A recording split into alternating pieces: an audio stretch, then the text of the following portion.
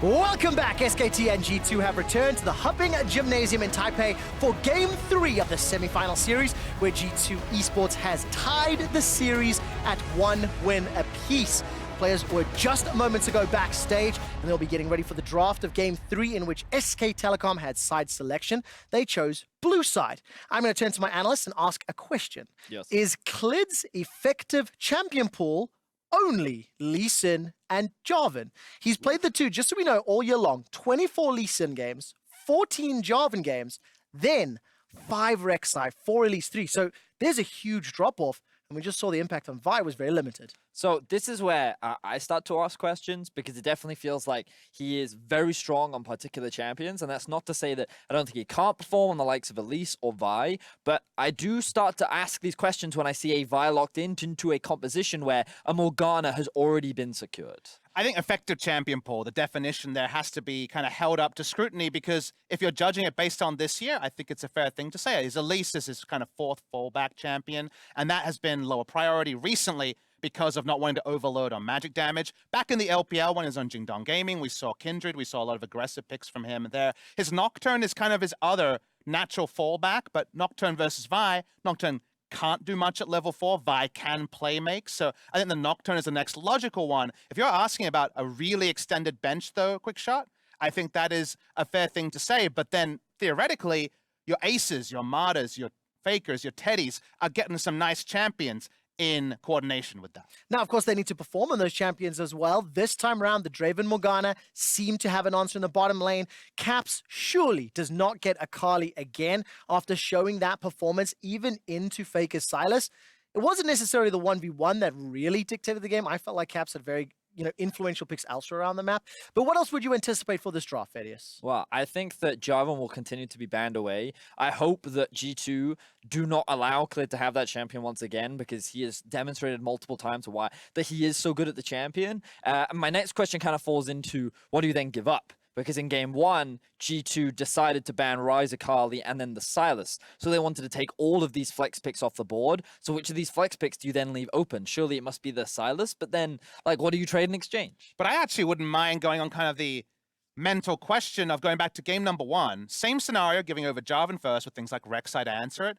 If Sona Taric wasn't a thing, that draft would have been so different. It would have filled out pick for pick from first pick onwards, Jarvan into completely different draft. Sure. And if you're confident in your prep, why not go straight back to that, given that game number 1 was so much about the bot lane duo of G2? And also, if you're confident in your players, I mean, if Caps won the Akali Sylas side, maybe you leave both of those up, throw the dice, see whether or not SKT chooses to ban one or more, and maybe you go Akali into Sylas again or Sylas into Akali. So it's interesting that you mentioned those two players as well, because what I've found most fascinating about this game is very rarely have they actually laned against each other. Sure. It's all been about playing towards sides, and I love that FLICKR has made this adaptation in this best of 5, where he's like, okay, Caps, if you don't want to fight me, fine. Let's make it a 2v2. Let's make it a 3v3. And wherever Caps move, FLICKR is trying to make a play elsewhere. And it feels like that what we saw from the regular season, where he's playing a lot of the Galios and the Lissandras, is much more about, I'm willing to brawl. I'm willing to skirmish. But that's why game 2 kind of felt like it was harkening back towards the first game of the entire MSI, which was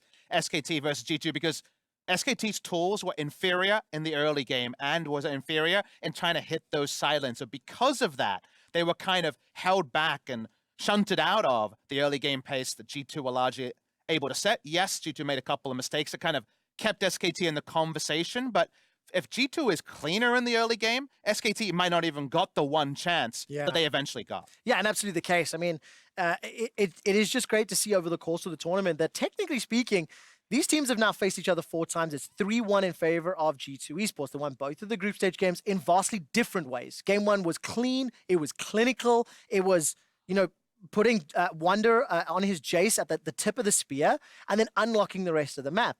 Game 2 from groups and then game 2 from the series, it was a little bit more explosive. There was more fights, there was more trading, and at the end of the day, G2 just stayed one step ahead of SKT the majority of the game. And it's not unfair for an analyst to say, we'll leave Sona Taric games to one side because they're so different from conventional League of Legends.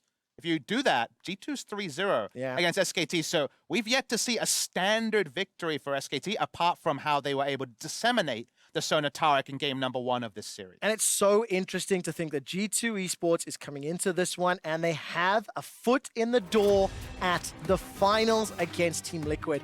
2 more wins for either squad, though, will pick it up, and SK Telecom have made a final of every international event they have attended. So let's see what they can do. We jump into picks and bans, and Vedius, Tom Kench is banned away. They really don't like this Tom Kench. They just want it completely off the board. I'm really surprised that they really just want to take this away from the duo of Mikyx and Perkz. My only suspicion, because it certainly isn't Mickey's isolated performance on Tom Kench, is sure. Perkz' reputation to be able to flex those mid laners bot lane, That's and the very fact that some true. safety can be created Yeah. through that. So maybe they've just heard the murmurs, they've just put 2 and 2 together and say, let's keep it conventional.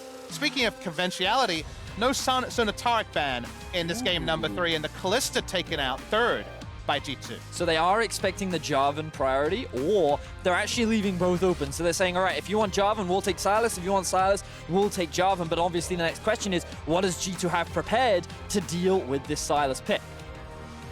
You asked the question. Nobody knows. Well, I don't have the Vedius. answer. Oh, but look at this answer immediately from G2. The Galio has been let through, so now immediately G2 have drafted not only a strong early game, but they're setting up for a strong 2v2 towards the bot side of the map. And Rek'Sai Jarvan does this because you can take Jarvan X and engage support, something like the Galio, and create a game state that will always persist, whatever the lane assignment. And it doesn't even say you have to team fight. So that's what Jarvan, in lieu of Sylas, has provided. We're going to get a very, very standard jungle matchup overall, but the tankiness advantage should be on G2. And SKT do what they often do, which is rather than go for the Nautilus or Morgana, they default to the Braum. The disengaged support, the one that matches up very well into many opposition. They can pair it up with the Lucian as well, so I wouldn't be surprised to see G2 take that one off the board, and it's the first ban immediately. The nameplate's on as well. Remember that a lot of Mata's struggles of this tournament were on Nautilus. Had a very unconvincing game on this pick. You're going to an ultra comfort for him. Wherever he went around the world, he would default to Braum, and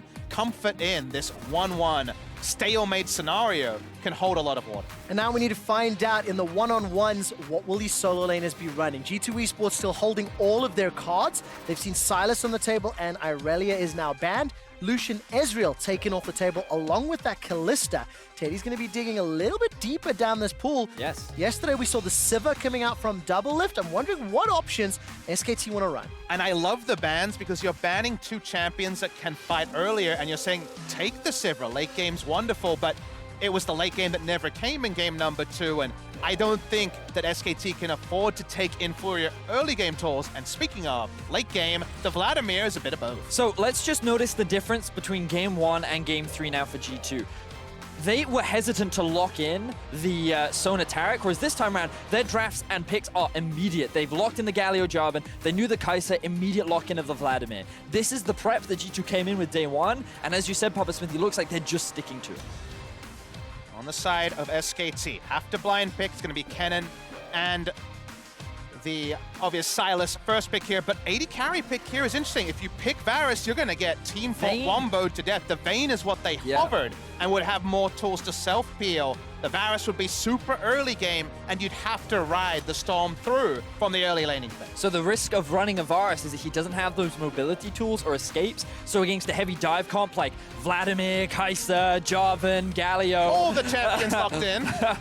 It can be very challenging. And wow, we're actually going to get to see Caps' Azir going up against FLICKR.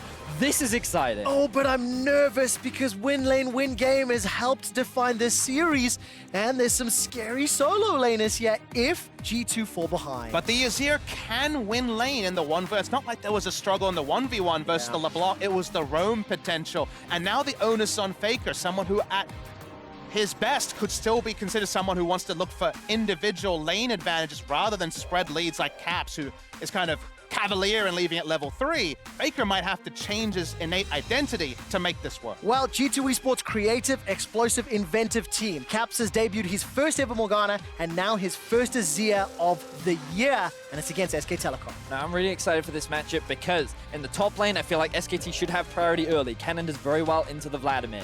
In the mid lane, I feel like the Azir doesn't actually have that much wave clear, so FLICKR should also be able to gain decent priority when you combine his Q with his passive. The bot lane is the one I have question marks around about who gains priority early, when are the big spikes, but the fact that SKT actually have 2 pushing solo lanes means that Clid should have access to the enemy jungle early, and that's been one of the defining features in allowing SKT to get ahead throughout this tournament. And I'm a big fan of the Varus Braum. I think they'll be fine outside of shenanigans level 1. I think SKT need to be just decisive and inventive about their level 1 in game number 1 against Sonataric as they are here. They have a lot of on-paper advantages, but 3 flashes blown at level 1 and suddenly the paper's ripped up and it's all up in the air. And of course, game 1, those level 1 kills really going in favor of SKT and helping them accelerate their lead.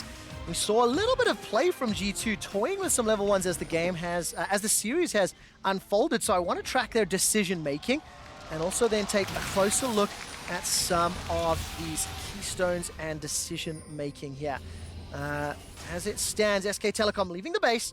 And I'll see where G2 goes. Gotta give a quick shout out to my boy Ender back in Europe. The Hail of Blades on the Rek'Sai. It is the preferred rune choice for him because of how much extra early game power that it does give very quickly to proc that triple Q and then into the true damage bite means that you have a lot of early skirmishing power. And I want you to draw your attention to Caps, who has gone teleport to try to follow any potential roam timings from FLICKR. That means it's in lieu of a summoner spell, usually a defensive one like a barrier or a cleanse. He doesn't have that, and Clid would love to combo into the mid lane if possible. Now, you talked about level 1s, Papa Smithy. What we're seeing from SKT is gaining early vision towards the bot side of the map. They want to get information on where the Jarvan is starting and what this Rek'Sai can do with the priority that he should gain early. But given that there is no vision on the top side, right now, SKT have no information as to where Jankos is. Well, you just mentioned Clid, Vedius, and I want to take a look at some of his stats from the group stage. This does not include the 2 previous games. Second highest jungle proximity, second highest kills plus assists, kill participation nearly 90%, and it's an fantastic performance. Game 1, that's what it felt like Clid was doing, but his buy left something to be desired. Again, it's worth knowing that in game number 2, he had less to work with when it came to actually impacting lanes, and the champion was a lot more situational of a ganker. This is where the Clid from MSI 2019 should rear its ugly head if you're a G2 fan, and there are many lanes you could try to hit to potentially get them snowball. And given that we're talking about junglers, I want to draw attention to the minimap. As you'll see, Jankos actually started on his red buff, pathed all the way around behind potential vision, which means that he will not be spotted until now as he makes his way towards the Scuttle Crab, but the Rek'Sai will not be there in time as Clid has chosen to do crows. Is likely to launch Clid to the top side to get a 3 camp clear, or could just go for the Raptors and have the level 3 there as well. Wait and see where Clid's first point of ingress is. There should be information available to SKT. They're still level 1, and Jankos was last seen bot lane. All right, Taunt on Mata means Perkz gets a lot of damage. Man, that Plasma passive does so much. Red buff, Flag and Drag is available to Jankos, but he doesn't have level 3. Flash and heal still up for Mata, and he's not going to get dove yet. And if you remember back to the Taliyah Pantheon games in the final, we hold that point, Clid mid lane. All right, take a look. There's the flash on Burrow. Caps throws his flash down. Not going to get caught out. And he's able to escape with his life, but Mikyx may charge the taunt in the bottom lane. I'm holding my breath. That would have been first blood if they were able to get in there because of no defensive summoner. Mikyx is going to walk up, but Mata has gone Guardian heal just in case his lane is camped, like he did against Taliyah Pantheon. Super defensive setup here as they have Cleanse, Heal, and Guardian across the 2 champions. So what we're actually seeing is that in this early game, it is the duo of Perkz and Mikyx that got that early priority. They didn't leash for their jungler, whereas Teddy and Mata did, which means they got that early level 2, and that's why they have so much control. The problem is with Jankos is that because he went for a level 2 gank, Clid has been able to steal away the Raptors, which you can see now, only 1 left, and he's going to steal away the Krog. So Clid using this early game to deny the Jarvan as much as possible and potentially set up a dive in top lane. Oh, not potentially. There is a dive. Faker's actually teleported in. There is the Sanguine Pool. Wunder's buying some time. Flash is available to him. Jankos may arrive, but it may be too late. First blood is secured by Clid. Now Jankos gets a reply back onto Faker. He's got himself double buffs. Needs to get the cooldowns back if he wants to chase, but instead will just tax the lane. Now we're down in the bottom lane. That's a taunt onto both Teddy and Mata. Cleanse has already been used, and Perkz is running for his life. Summoner heals available on both sides, and Ignite was not used by Mikyx. SKT first blood. And we get some insights into the setups. The double defensive summoners from Mada tell you they're not going to play bot side. They're focusing top and mid. The TP advantage gets them a trade kill, but only a trade. And as we said in draft, Caps and FLICKR have agreed to play on the side lanes. Here comes Caps and Clid. Jankos is coming to save the day, looking for the Prey Seeker. Come on, like shooting fish in a barrel. Dun, dun, dun, dun, dun. I'm waiting for the spell. There's the unburrow, and Clid manages to do it. Gets the damage down, sinks in the fangs onto Jankos as well. Here comes FLICKR as well with the follow-up stun. It's a double. Clid is back. It had to be. Clid continues to brawl, understands that Rek'Sai has the damage advantage early game. And yes, Cinderhawk Jarvan come in and be a bigger frontliner, but Clid's already 3-0. He's doing exactly what everyone asked for. Clid could not have played that better and finds SKT some very important early game kills. We talked about how having Prior with these solo laners is going to be important for Clid. He's utilized this early game beautifully. He's now level 5 on the Rek'Sai, 3-0-0. He is looking insanely strong. This is scary if you're on G2 Esports. They're almost down 2,000 gold. And yes, while a large amount of that is obviously in Clid's pockets, he has yet to shop, still sitting on the machete, still clearing, and he's significantly further ahead than Jankos. And now in a meta with less vision as the years have rolled on, the vision of the game has been less, so your jungler's power often becomes like having a mobile control ward. Has his back stopped there, because now wherever Clid goes, how are you going to deal with his entire warrior enchant on first back? Suddenly, that's the same as having ward control because everyone's scared of the Rek'Sai. And what I loved about the play that he actually made in mid was the fact that he interrupted the glide from Caps' E, and because he had no flash, the best that he could do was hope that Jankos could body block. But Clid, with his extremely long cooldown on the E, was just like, well, I'm just waiting for this to come back up. And the moment it was, he turns it into a double. And the double kill was when Clid had no flash himself and was able to keep up the chase and extend for that kill, so did everything right, and now he is the big unknown that G2 is trying to find tabs on. Oh, level 6 now for Clid, 6 minutes He's into a big the deal. game. 2 levels ahead of Jankos for the time being. He's going to use the blast cone to hop over the dragon wall, now find himself running into Jankos, who just dinged 5. Clid manages to connect with the unburrow, and Jankos is at least on the right side of the map to prevent any follow-up. You can see Teddy and Mata shoving the wave all the way into the tower. They are level 5 respectively, and the same is true for Khan. So all 3 of SKT's lanes right now pushing into G2 territory. If you're wondering, Clid is 500 gold ahead of anyone on the Rift. Second place, the Kennen on the side of SKT. And that's resulting in a 2,000 goal lead in this early game for SKT right now. We've already talked so much in this series about the team that gets the early lead seems to just run away with the game. And based on how things are going, it's looking good for SKT. But the thing we have to remind our viewers is the scaling on G2. Vladimir, Azir, Kai'Sa. 3 items, or arguably even 2. This team composition in a 5v5 situation is exceptionally strong. I completely echo your point. In the late game, if they run each other 5v5, SKT required to significantly outplay to even salvage a team fight. So if that clock reads 30, G2 will be sitting pretty. Let's see if they can get there, though, because that gold lead continues to grow, 2,200. Jankos, no flash available. Flag and drags to safety over the Rift Herald wall. And while that's going on, he's spotted. Clid is now making his way down to the bottom lane. Now the irony... Ooh, Clid, actually, I don't have time to talk because he's looking for a play. There's no Varus anywhere near, no teleport either. Teleport is available for Khan. Mikyx's going to walk in, get knocked up into the end. Look at that! The Queen's Wrath obliterating Mikyx. Yep, I held my breath, manages to escape. The Q was on cooldown. 2 seconds the difference between a casual, and I repeat, casual double kill, or one person getting out there. Clid is just insanely strong. Halo Blades, Warrior, Rek'Sai, level 6. Really, really strong. If you didn't need further proof, that right there was exactly it. It was like a jump scare from a movie. Mikyx was like, I wonder if I could ward this. Instantly dead. Yeah, so he's a level 6 Galio. He also has the damage reduction from his W. Don't even know if he gets to use it because he hits him with the Prey Seeker, Q, E. So he used a single Q on top of the Prey Seeker, on top of the E on a second Q and a Smite. Yeah. You could write songs about this Rek'Sai. It's that powerful. And it's going to be up to G2 to somehow control this man. It feels like SK Telecom have, to a degree, lived and died by Clid's success. And when he's able to unlock the rest of the team, they then bring him to the finish line. Feels like he's overdue for a bad game because he's either been amazing or actually pretty competitive in losses. So Yeah. right now, at least, Clid continues to patrol.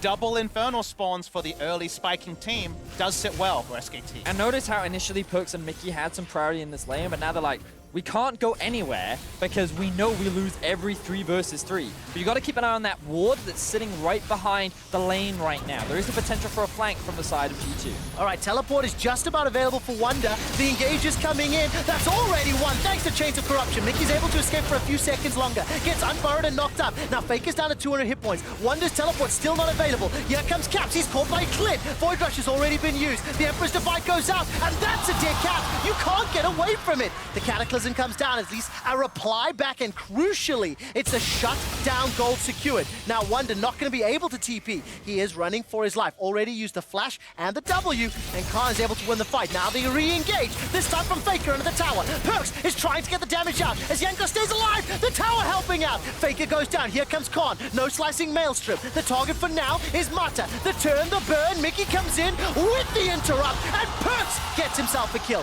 3 for Jankos, 1 for Perkz. What started off as a beautiful dive from the side of SKT ends up being countered by a drawn-out fight that G2 are able to buy time for. And it's Jankos that ends up picking so many of the kills up, buys enough time for the team, and I don't even know who came out on top of that. I think overall, G2 will love the spot they found themselves in. Remember, they've got the scaling and a lot of immediate gold injections. A shutdown from Clid is passed over to the enemy. And overall, it just feels like SKT were trying to play completely from the G2 playbook. But by the end, you could see where perhaps G2 had a bit more confidence. Wow. Crazy stuff, but Clid still sitting at 5-1-1 on this Rek'Sai. Still exceptionally strong, and someone that G2 have to respect, but they have their eyes on him right now. And notice that the Azir is sitting in mid lane, could potentially roam down, but G2, they're going to disengage. They don't want to look for a fight or priority around the river as the dragon spawns in a minute. No teleports on either top laner. As it stands, completed Blade of the Ruined King for Teddy, into Thrift Shopping for Perkz, and Perkz is down 20 CS in that lane. So the next Infernal Drake in 40 seconds could be a big one for SKT. And I'd like to draw the viewers' attention to something that also fits into our chatter about it being early game versus late game here in terms of identity. There's no Gunblade on Kennen. Usually Gunblade against Vladimir allows your staying power in the lane to increase because you can stain through with Harass. This time it's the Proto Belt, it's teamfight initiation, it's getting the game done around Baron spawning a clock. And on top of that, the converse, or the inverse rather, is that Caps is actually running the lethal tempo, and it's going very much towards the high attack speed Azir build, which is very much geared towards the 2-3 items in the late game. He gets those 3 soldiers up, and he does an insane amount of damage. It is still a 2,500 gold deficit for G2 Esports, and Jankos is going to try to even something out. Yep, Faker, no flash. Cataclysm is up for Jankos, but with the Rift Herald being summoned in the top lane, Khan will be able to deck a bunch of these turrets. Actually, we'll just take the whole tower, and Khan will accelerate his lead even further. Zonius will be coming in early, but G2 actually leashed this Infernal down to 2,000. All right, Emperor's Divide stolen away by FLICKR. The Dragon is going to go low. Secured this time by G2 Esports. Chain of Corruption starts to spread. SKT will easily pick up a kill onto Mikyx and Jankos, but it is, of course, at the cost of the Dragon.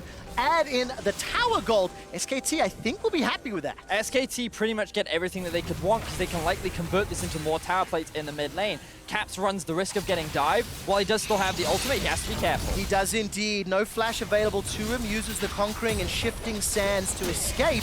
While that's happening, Teddy and Mata are pushing the bottom lane. They're taking even more plates down there. And it's SKT early game, 5,000 gold.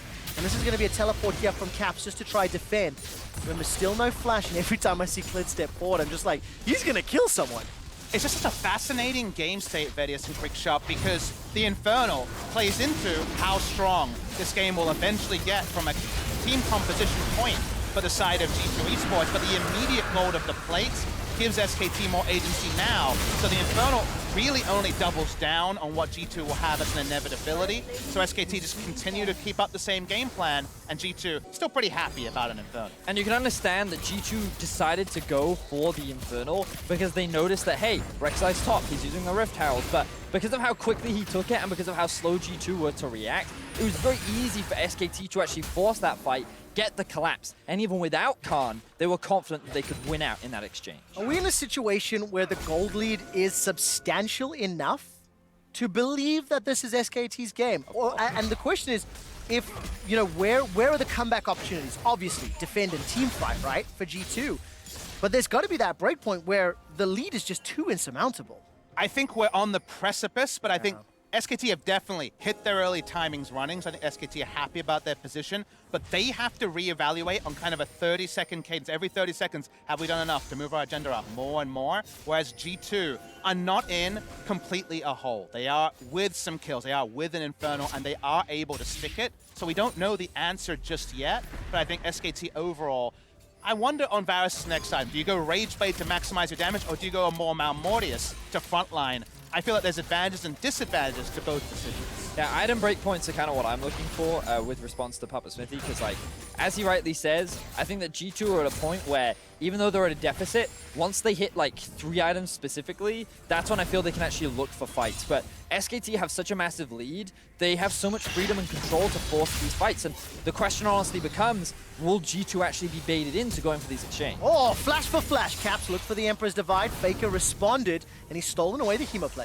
And just as a final thought, this tournament, more than any in history, scaling has been a dirty word. The scaling comp usually doesn't work, in spite of what the paper might suggest. Well, let's find out. Flash forward from Wunder. He's going to use the Vlad passive and throw down the W. Khan cannot escape, and that's an easy kill there for Wunder, but he expended everything he had. So breakpoints is exactly what we were talking about, and for Vladimir, level 11, with the Proto Belt completed, we can now see that in that 1v1 matchup, things are starting to go in favor of Wunder, and as the game progresses, it's going to keep shifting. Oh, Perkz is already blown up. Clid just uses that Queen's Wrath to perfection. Now Caps, Emperor's Divide is still on cooldown. Mikyx forced to flash over the wall. Justice Punch to safety. Uses the stopwatch to avoid the Void Rush. Not going to go down yet until Teddy finally cleans him up. Now Jankos, he uses the stopwatch. Hemoplague thrown down. Remember, FLICKR stole that earlier. He's going to escape with his life. Yes, Wunder got the kill, but it's Perkz and Mikyx that got dunked in their own jungle. And it's Clid that is the player that we keep watching to help SKT maintain this lead.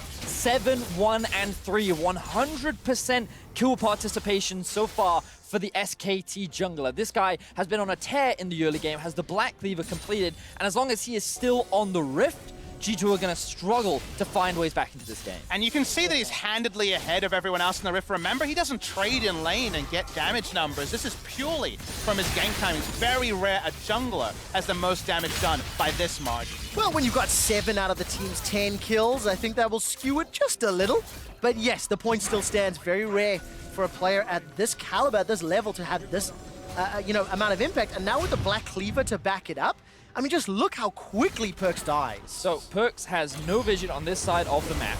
He gets spotted out because of Clid's Tremor Sense, and he immediately gets blown up, and it costs Mikyx his life as well. So honestly, that was just greedy pathing from Perkz, face checking an area of the map that they really shouldn't have. And then the problems spill over to the other members. He gets away, has stopwatch, but unfortunately, the cavalry are there. So definitely, it was the dominoes falling, but they were set up by Perkz' kind of lazy exit from the base. And for me, one of the...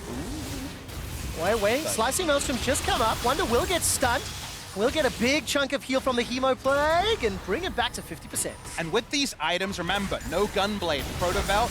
It's a Kennen built for teamfighting. It goes back to the old analysis of Vladimir outscaling Kennen in the 1v1, and that's the best news story for the side of G2. Now, the Morellonomicon has been completed on Khan, so having that healing reduction will definitely be a little bit more valuable in the 1 versus 1. But with regards to the rest of the map, SKT is still maintaining control, and we can see Jankos getting pushed further and further out of his jungle as Clid pushes this vision line up even more. All right, first tower secured by G2 Esports in the top lane at the cost of the mid lane and the Infernal.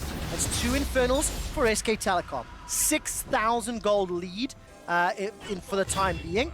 And we're still waiting to see how and where G2 Esports can start to claw this game back. Obviously, scaling and time is what they need. They're going to be very careful on how many objectives they concede. So what I find particularly funny is the fact that Wunder he had 2 levels, he now only has 1. but he's pretty far ahead in terms of experience. He's ahead in farm, yet he's still down in gold, thanks to all of the turret plates that Khan picked up early on into the game. And this is something you were talking about, Papa Smithy, where even though G2 have this scaling aspect, the amount of like overall gold they lost from all the plates that were handed over is kind of cresting this period in time where G2 is slowly getting stronger, but it maintains SKT's lead. Obviously, if you don't have the context of what year this game is played in, as Wunder backs off, it feels like the scaling comp is going to get there eventually, right? It just feels inevitable if you've been around for 5 years of watching League. But games end very decisively and quickly. Game states where no Baron is down leads to game over 2 minutes later, and that's why the scaling comps that come online in 30, our average game time is less than 30 for a lot of these particular parts of this tournament. Yeah, let's see what happens if G2 can find any options here. Mata was trying to get some wards into G2 jungle. Jankos steps all the way forward and unable to find anything just yet.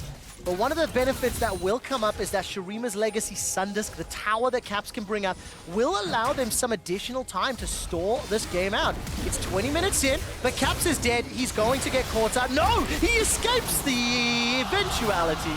Clid's Void Rush, I didn't see that one starting. And he does end up picking up kill number 8. And Caps isolated once again. Clid finds the pick. His hunt was successful as one of the big wave clear tools has now been taken. SKT pushing in 2 waves, and they are utilizing this early gold lead beautifully. Caps positioning like he's an assassin, but getting assassinated by the jungle Rek'Sai. And it just has that flow-on effect. Perkz can keep pushing, but in 2 lanes, more difficult objectives than were already taking it down. These are very long lanes in mid and bot, and you have to feel like Baron, just recently spawned, is on the agenda. Caps giveth and Caps taketh, as we've seen throughout this game, and just getting collapsed on. Feeling comfortable, there's a few G2 members around, but it's simply not enough. He knows there's no lane ward behind him, but he has no red side control, and if you're maybe hanging around close to your blue buff, perhaps fine, but just too bold down the mid lane, and like you say, Trevor, taken down where he stands. All right, Wunder now going to get jumped on by Khan, who's got a needlessly large rod and that stopwatch. Look at all the control wards, 9 members of the game sitting on them. Wunder got himself 2 needlessly large rods as well as the Fiendish Codex and Amp Tome. So we're getting close to 2 items here for G2, but they are still 7,000 gold down. So, you know, that 3-4 item spike might be what they need to come back. All right, ladies and gentlemen, if you're unaware of SKT's next objective, just have a look at their inventory and you will notice a lot of control wards. This is typically what you invest in when you have your eyes on the Baron. You want to invest a lot of vision, denying initially all of G2's wards, and when they come to contest, you then go back to the Baron and you clear them out once again, forcing G2 to either reset or face check into Fog of War. And because of how strong they are, SKT want to fight. SKT want to force G2 to come to their turn. And SKT definitely have the walk-up advantage on the red side jungle where they need that deep vision to get Baron. However, the biggest flow-on effect of this Baron dance is if they can draw Wunder's teleport, it gives Kennen a lot of time to split push. So even if all you get is the Vladimir's TP, we've already seen Vlad winning trades 1v1. That's already an objective because then it suddenly amps pressure on the bot lane inhibitor. As that's a pretty sweet hat that Wunder has in his inventory. Rabadon's Death Cap picked up to back up the Proto Belts. They're just going to use that Blast Cone to get to safety, and if SKT had taken just 1 or 2 more steps forward, you have to feel G2 would have pulled the trigger. They're in full defensive mode. Wunder's going to be collapsed on. Look at the vision here. One member of SKT is spotted, and I think Wunder hasn't yet backed away. He actually threw down the Chemo Plague. Now going to teleport. This is the call for Baron. G2 Esports are going to try and force this one away. Chemo Plague stolen away by FLICKR. And look, SKT, they got the TP at no real cost. Exactly. Clid and FLICKR have too much threat with just the Hemo Plague and Clid having so many defensive tools. Perkz is recalling. Kind of a lazy spot, but won't be caught. And this is crucial for SKT because they didn't even have to do much to get the teleport out from Wunder. He was like, well, if I die here, then SKT is going to force the Baron. Whereas if I don't TP here and threaten the Baron myself, then this is like the best case scenario where maybe I can get Khan's TP or maybe we can get a 4v5. But in the end, you now have Cap sitting on a side lane. He's going to have to rely on him TPing into a fight. And with an Azir, you never really want him to be the one that's flanking on the enemy team. Exactly. You want to get your soldiers up. You want to have a locus of control and bring people to you, and setting up around Baron, perfect spot for that. TPing late, much more awkward for the Azir. Well, 2 item spikes, by the way. Morellonomicon for Caps, Rageblade finally for Perkz. The question that you asked for Teddy, Rageblade and now Hex Drinker. Proto Belt, Luden's Echo for FLICKR, so they're using their 7,500 gold lead to their advantage. They've just picked up their third dragon of the game. It was a Cloud. It's going to help them positioning around this Baron. The next one's Cloud as well. And it's all SKT all day, and as long as they play this Baron fight well, they have all the tools they need to win the game. And I love that you point out the Hexdrinker timings, because in a different game where there wasn't so much gold loaded onto the Varus, that's the item that would have been passed up to get your 2-item spike. They wouldn't have had the ability to walk up. Speaking of walking up, Mikyx, of course, very squishy. He is indeed. Hemoplay's going to do a lot. Mikyx finally forced a flash, Justice Punch to safety. FLICKR's not going to be able to connect. And while Mikyx escapes with his life, it was at the cost of his flash. And this is an awkward spot. Look at G2's inventories. Only control wards on their bot lane, and they need to start contesting the vision here. A lot of people need a back timing to get that vision up, and actually Wunder's full up on items. So contesting this red side jungle, and thus the highway to Baron, is hard for G2. SKT playing this map beautifully right now. Notice how they've got priority in the bot side of the map, forcing the Azir to come clear it. They cleared out mid, moved in towards the top side, and now they've just secured a very easy top lane tower. Very playbook, very standard, good control setup to result in G2 not having any answer. And let's see what SKT do now. Waiting in the bush, G2 are somewhat split. This is the collapse that maybe SKT need. FLICKR stepping all the way forward, the rest of the squad not with him, but G2 unawares. They've got no vision, remember. They didn't know that they could have potentially collapsed. Now, SKT back away, and if you keep looking at the minimap, a lot of vision set up for the LCK representatives. Split decision-making coming out from Caps right now. He keeps moving up and down the river, not entirely sure what he should be doing. Either push the bot tower, maybe secure another objective to get a bit of gold into the back pockets of G2, or grouping up with his team to defend against the Baron. This indecision is causing a kind of stalemate between G2, where they don't really know what their next step should be. All right, FLICKR's going to try dash away. He's actually got the Kai'Sa ultimate, which once again could help finishing things off. Instead, Wunder just throws down the W, escapes with his life, and now Mikyx, remember, flashless. Oh, so close, dancing with death. Jankos is now going to be the next target. SKT are just fishing. They've got their fishing rods out, they're looking for targets, and they finally found themselves a G2 Esports member. FLICKR takes down Jankos. It felt inevitable with the amount of control they have. And that inevitability is not a Jankos mistake, but someone has to be there to check the Baron. He has the flag to throw over the wall. They had no time to back him by control wards. Someone's got a face check, and here comes Clid. Oh man, there we go. Mikyx cannot flash away from this one. Caps has thrown up at least one soldier. If SKT stick in the choke point, maybe. Here comes Caps, goes for the slide and the glide, holding on to his ultimate. FLICKR takes a couple of autos to the face, but Perkz loses his flash in the process, and SKT back away. Mata actually gets both carry flashes for his own flash glacial fissure, so that's definitely Bazinga value for him.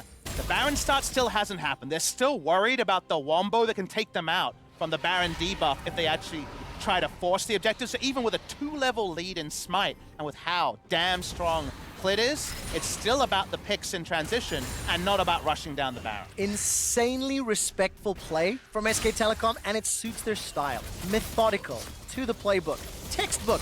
They've just gone back, spent the gold that they've accrued, more Malmortius, now completed for Teddy. But fortunately for G2, the Baron vision has been cleared out. Yes, you conceded a few kills, but crucially, Baron not yet secured, and Wunder's teleport is nearly available. Level 16 is kind of what you're looking at if you're a G2 fan right now. Unfortunately, that front line of Jankos is very squishy, and Mikyx currently sitting at 0 and 5 means that should the fight start, it's going to be very easy for SKT to melt through this front line. So a lot of the focus will now be drawn onto Wunder, one of the big carries of this team that has helped carry them through the regular season of the LEC. Very close to that level 16 mark, has the Void Staff completed, and on this Vlad, he's only going to get stronger. They're going to need the double Void Staff, because look at this, it's double completed more, and of course, the overshield from the Braum as well on the Locket of the Iron Solari. So given all of that, the Void Staff is needed, so it does change those timers once again. All right, once again, SK Telecom setting up vision, making as much darkness as possible, so G2 Esports have to commit themselves in the most unsafe ways. The Observer's really helping to highlight the problems that G2 are facing as now the Baron has been started, but look at SKT's commitment. They've only got a few members. Yeah, they've started that one off with Clid. He's not that strong in terms of tanking the Baron, but they put Jankos out. All right, the flag and drag, I think, got interrupted. There's the slicing maelstrom on the back line. Khan's already killed Caps. That's one of the biggest DPS members. Wunder tries to step forward, gets a transfusion, and backs away. Now the only option here for G2 maybe is a Baron pit play, but it's so risky. Khan with a beautiful ultimate splits up G2, and now SKT looking for more. All right, Jankos is going to get caught up. Wunder steps all the way forward. Hemo play gets so many members. He manages to get the pop from the E. Now he's turning around. Transfusion's up. Perkz takes down FLICKR. Wunder, Protobelt's forward. That's another reply. But look, the CC and the damage. Again, G2 Esports, they lose the fight, but they've stopped the Baron for now. But with Teddy being at full health, they may be able to just make their way back towards it. Khan can just tank up. Got him! Perkz gets taken out by Sniper Teddy, and now SKT make their way towards the Baron. And that means the guaranteed Baron here, you'd have to think. Now, Caps has TP. Wunder in 30 seconds. Do they go for a last-second contest? 12,000 gold advantage for SKT. Baron is going low. Caps has teleport and ultimate available, but there's no real target for him to get there in time. SK Telecom secure the Baron. They secure the kills, and they might be securing their second win of the series. And it's just such a beautiful setup by SKT around the Baron. It's a multi-pronged setup. It involves enemy vision and exhausting it. Sort of thing you could watch as a tutorial, because the amount of picks over the course of the 4 to 5 minutes we watched the Baron dance just injected more gold to keep forward those times where in competitive fights, they have just enough magic resist to take standing fights as they come. And it's a beautiful demonstration of well as how to not let a team scale, right? Like, you notice that G2 are constantly forced into making decisions. They're constantly forced into situations where they have to come to SKT, and that's when SKT can utilize the gold lead that they've built up. And now it's even bigger. 12,500 is the advantage that SKT have over G2. And yes, you can look at scaling, you can talk about, oh, they still have the late game, but the item advantages that SKT have should compensate for that difference. Honestly, when I'm on the LCK broadcast, I say the S word, the dirty word, is scaling, because scaling just hasn't had a reliable place in the 2019 meta, and SKT know more than most how much that can be punished. Yeah, that's exactly what SKT are doing. They've got such a fantastic position. 4 Dragons at 30 minutes, gigantic lead. And for G2 Esports, again, a few small mistakes here and there, and just some very, very good proactive play from SKT and Clid specifically. It's just pushing G2 to the brink. Now, there is one small advantage, is the fact that the inhibitor turrets this time are still standing. But the question is for how long? FLICKR going to steal himself that ultimate, the killer instinct, and now the towers. Look, towers are being pressured in all 3 lanes. Yeah, but Kennen has to respect the Vladimir to some extent. Here's the TP coming through. They're going for an all-in. All right, they are indeed. Caps and Wunder going to try to run him down. Flash is available for Caps in a few seconds. It's not up yet. Slide and the glide. There's the Emperor's Divide as well, but at what cost? Bottom tower for the inhibitors down. The inhibitor will be secured as well. SK Telecom considering pushing in, but this is a 5v4. Once the recalls come in, Wunder actually teleports for this one. Use the Hemo Plague in the top lane, and Nexus turret falls. Teddy's Chain of Corruption is on cooldown. Wunder's going to continue chasing. Here comes Jankos. Cataclysm available to him. It just feels a bit desperate for G2. SK Telecom push to the brink of safety and pull it back with even more. G2 do what they can to just buy more time, and they realize, you know what? We're not going to be able to defend the inhibitor for long enough. We have to make a play. And the easiest place to do that is onto Khan, where one of the teleports is.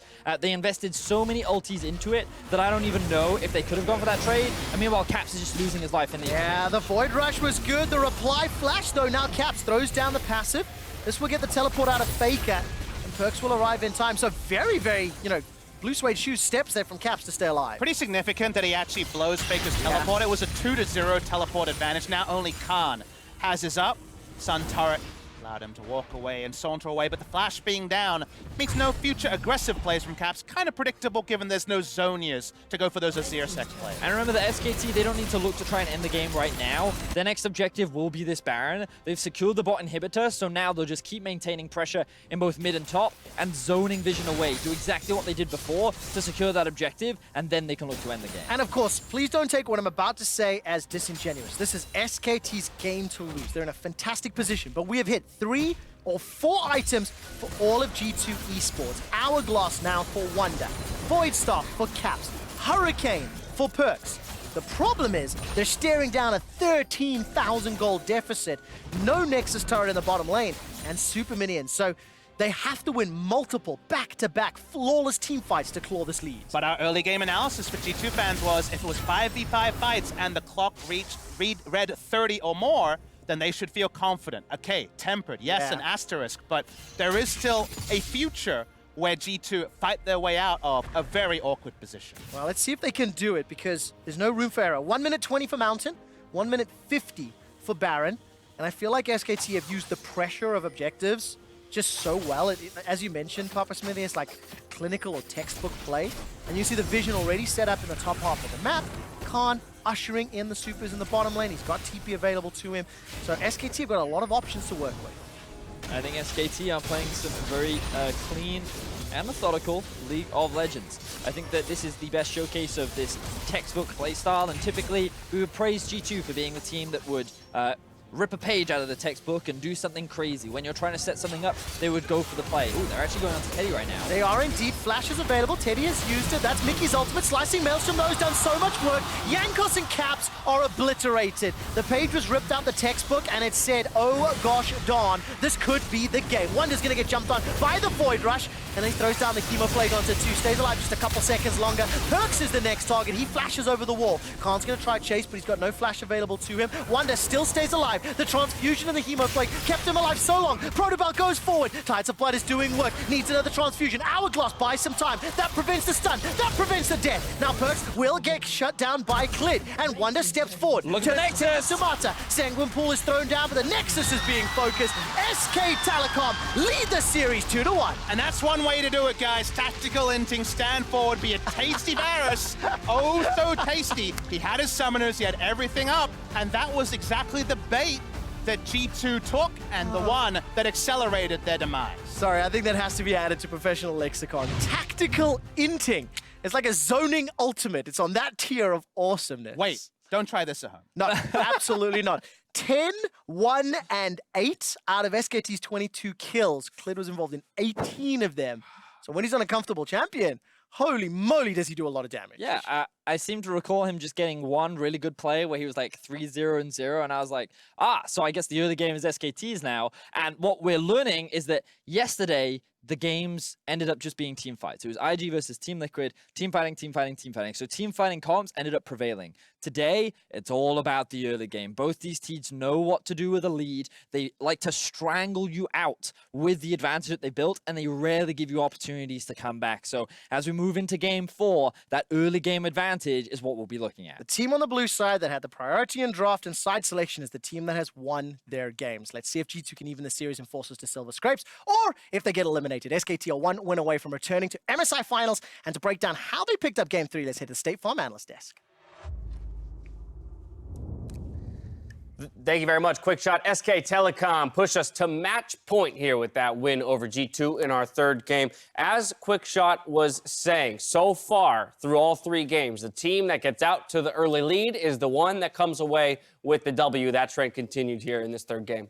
I'm hearing a lot of team here, and I'm hearing SKT as a team. I think there might have been an individual, a player, who carried the entire early game and the entire team. Well, we can get to that in just a bit. I think everyone knows which player we're talking about. FLICKR in the mid lane, of course. Clearly. But I do think we should talk about, once again, the draft, because I know that, at least behind the scenes, we haven't taken much issue with G2's drafts, and yet they're the ones who find themselves down in the series. Yeah, I have a huge issue with the execution of G2's drafts, because again, it's just this idea of they seem to not recognize where their win conditions are, where their windows are. They're getting too greedy. They're not respecting strong, weak side of the map, going for trades that they shouldn't do, and just basically throwing away any hope of finding any sort of scaling.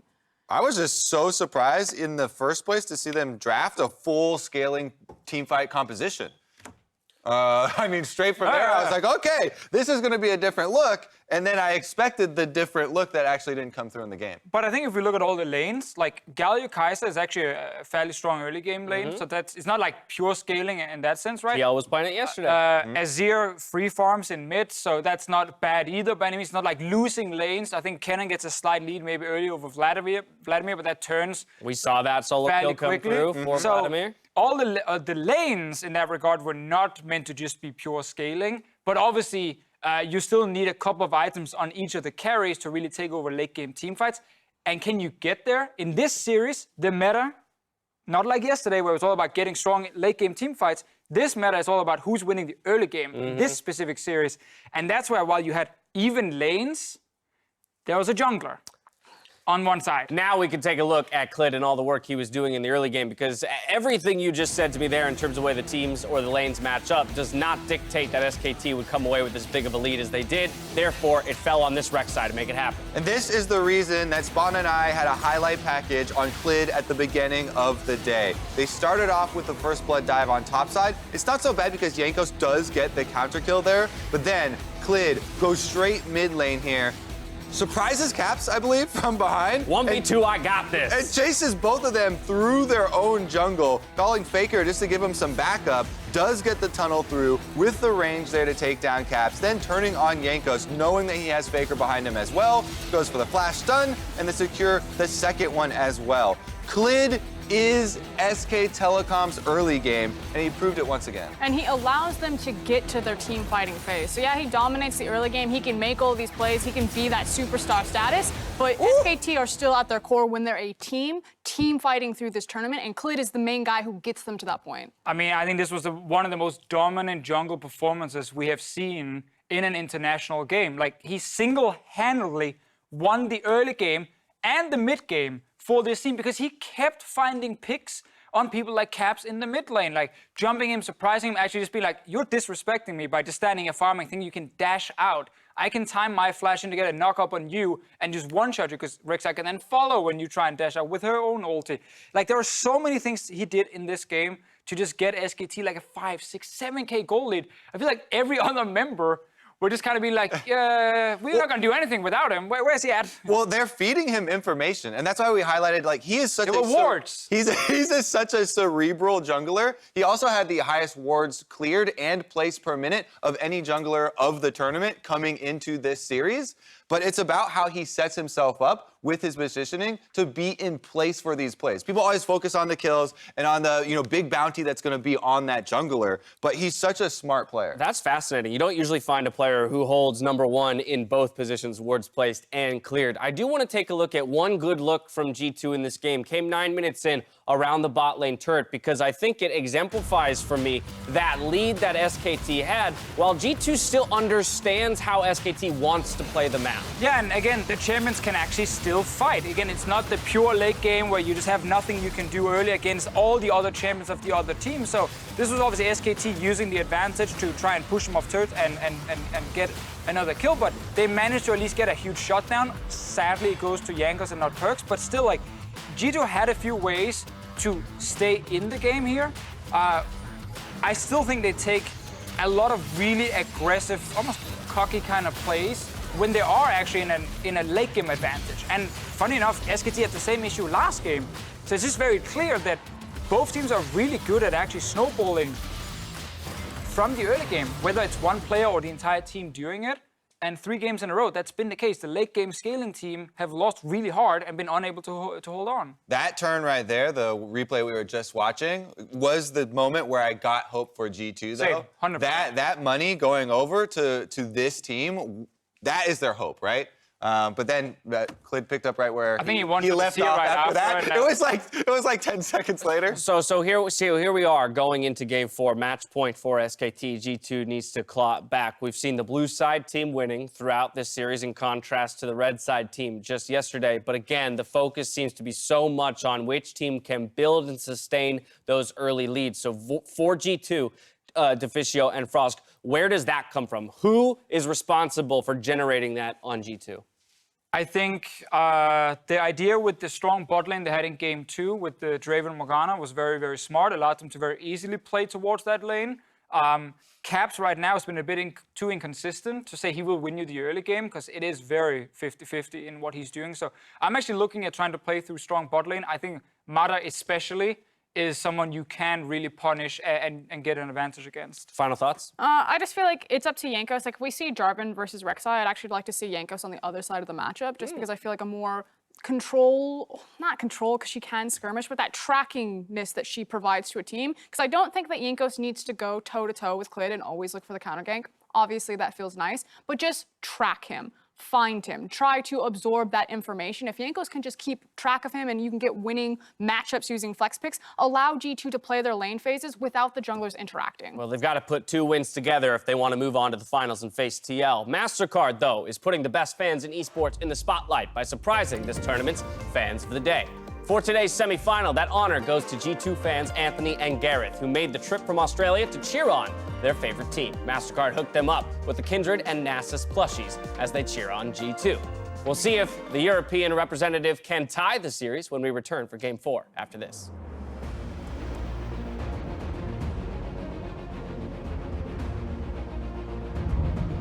Actually, like your dad has more fans than you. Yeah, that's true.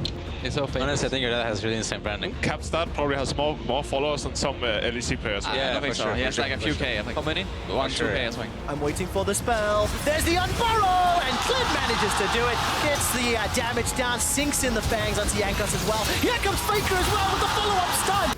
Mikyx gonna walk in, get knocked up into the end. Look at that!